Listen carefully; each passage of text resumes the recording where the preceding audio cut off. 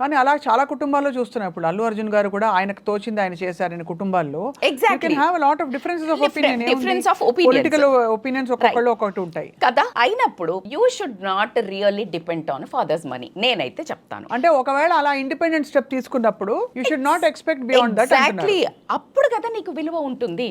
Don't expect his money and don't demand, don't beg, don't fight for his money.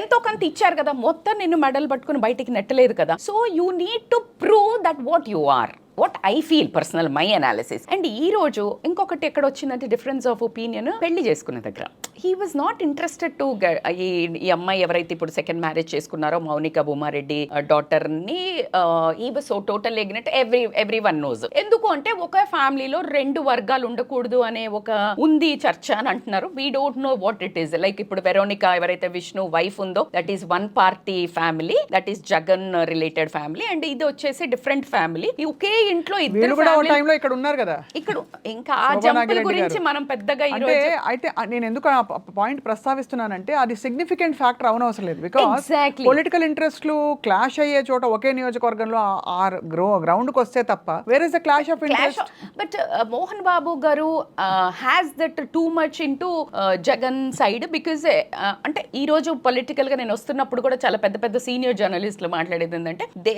He always took side of who is in the power. ఎవరు? మోహన్ బాబు గారు. అందుకని ఎందుకు వచ్చిన like ఇది మళ్ళీ ఒక controversy అవుతుంది ఫ్యామిలీలో అని, లేకపోతే ఆ అమ్మాయి పెళ్లి అయింది ఫస్ట్ హస్బెండ్ ని ఎందుకు వదిలేసింది, because she might be a little ferocious బిహేవియరా, బాబు ఉన్నాడా, ఇలా డిఫరెంట్ కోణాలు చూపిస్తున్నారు. విచ్ ఇస్ యాక్చువల్లీగా మనం మాట్లాడుకోవాలన్నా లేకపోతే ఈ రోజు ఆ గొడవకి దానికి లింక్ తెలియదు. కానీ ఈ ఆస్తి పంపకం జరిగింది చాలా ఏళ్ల క్రితం కదా. ఎగ్జాక్ట్లీ.